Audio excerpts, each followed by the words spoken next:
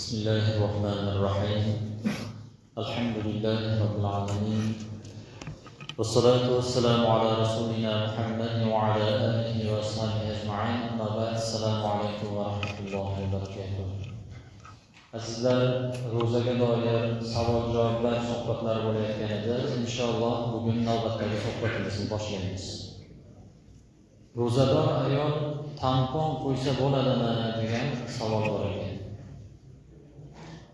Tampon ikki qismga bo'linadi. Qin ichiga subhi sodiq kirishidan avval qo'yilgan bo'lsa, ro'za buzilmaydi. Ya'ni bu ro'zani ichida emas, ro'zadan oldin, subhi sodiqdan oldin qo'yilgan bo'ladi. Shu qinni tashqarisiga ishlatiladigan aslo ro'zani buzmaydi. Tashqi tomonga qo'yilsa, ro'za buzilmaydi. Ro'zador ayol quruq holatda kirgizib olishini ham zarari yo'q. Quruq narsa bo'lsa, uni ichkariga kirgizsa zarari yo'q. Mabodo kirgizib, qayta chiqarib qo'l holatda yana kirgizadigan bo'lsa, yoki tashqaridan biror narsani qo'llab kirgizadigan bo'lsa, ro'za ochiladi. Biz shu vaqtgacha savol-javoblarda bitta narsani mohiyatini tushunib olishligimiz kerak. Ro'za kirgan narsadan buziladi deyapmiz. Agar bu narsa tamponga o'xshash davolash vositalari bo'ladigan bo'lsa, quruq holatda subhi sodiq kirishdan oldin bo'lsa, quruqmi qo'lmi farqi yo'q. Ammo ro'za holati subhi sodiq kirgandan keyin quruq holatda bo'lsa buzilmaydi. Shuni tashqarisida bo'lsa ham buzilmaydi. Ammo qo'l holatda kirgizilsa yoki quruq holatda kirgizib uni chiqarib, yana qo'l holatda qaytarib kirgizadigan bo'lsa, bunda buziladi. Chunki tashqaridan qo'l narsa ichkariga kirishligi ro'zani buzadi. Xuddiki tomoqdan bir tomchi suvni o'tishligi, dorini o'tishligi ro'zani buzgani kabi. Bu savollar har xil ko'rinishda keladi, lekin mohiyatan bir xil. Ro'za kiradigan narsadan buziladi. Bunga dalil fuqarolar aytadilarki, inson ro'zador holatda quruq barmog'ini jinsiy yo'liga kirgizsa, ro'zasi ochilmaydi. Ammo qo'l holatda kirgizsa yoki quruq holatda kirgizib qayta chiqarib yana qo'llangan holatda kirgizsa, ro'za ochiladi deydilar.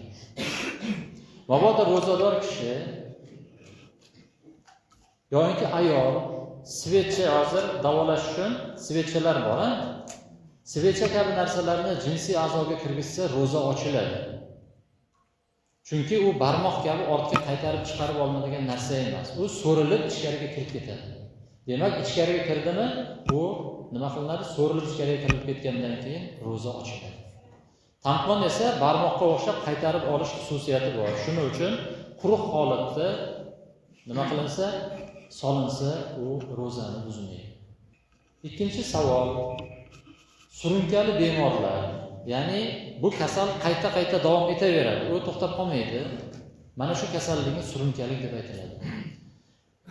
Zaifligi tufayli ro'za tuta olmaganlar, kasalliklari va zaifliklari sababli bir necha yil ro'za tuta olmasalar, tuzalmadida shu nima qildi? Surilib ketdi kasallik.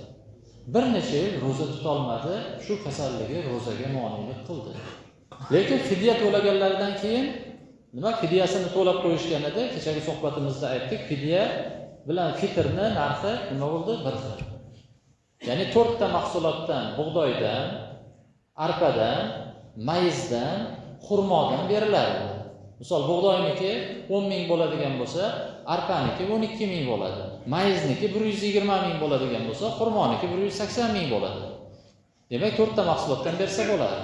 Fidya degani tutolmagan odam bir kuniga bir kun bir kambag'alni ovqatini berishlik edi. 30 kun tutolmasa, 30 kun nima qiladi? Bir kambag'alni bir kunlik ovqatini berish edi. Endi bu odam surunkali kasal bo'lganligi uchun men ro'za tuta olmayapman deb fidyasini bergan. Endi fidyani bergandan keyin bu odam sog'ayib ketdi, tuzalib ketdi. Kuch-quvvatga kirdi. Ro'za tutadigan bo'lib qoldi. Shu odam nima qiladi degan savol. Javobi shunday bo'ladiki, bunday kishilar ro'za tutishga qodir qolishsa, avvalgi bergan fidyalar bekor bo'ladi. Bergan fidyangiz bekor bo'ladi. Buni savobi bo'ladi, lekin sizni zimmangizda ro'zani qarzi nima qiladi? Kelib tushadi. Oldingi ro'zalaringizni qazosi.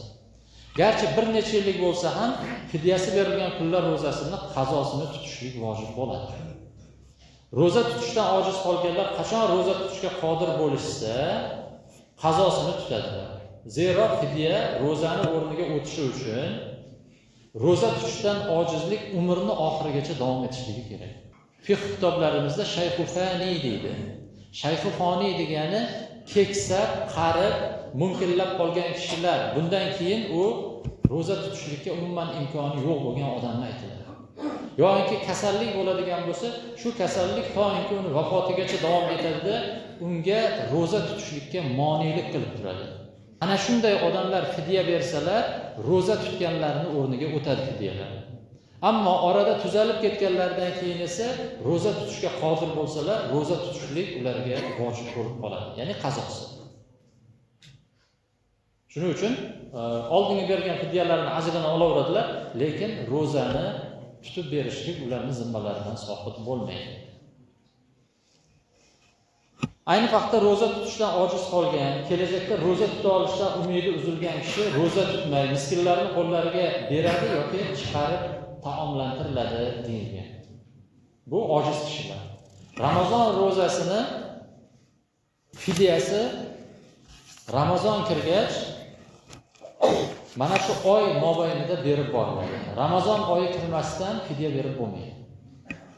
Bu ham tushunarli bo'ldi-ya. Keyingi savolimiz, tarovih namozini o'tirib o'qish joizmi?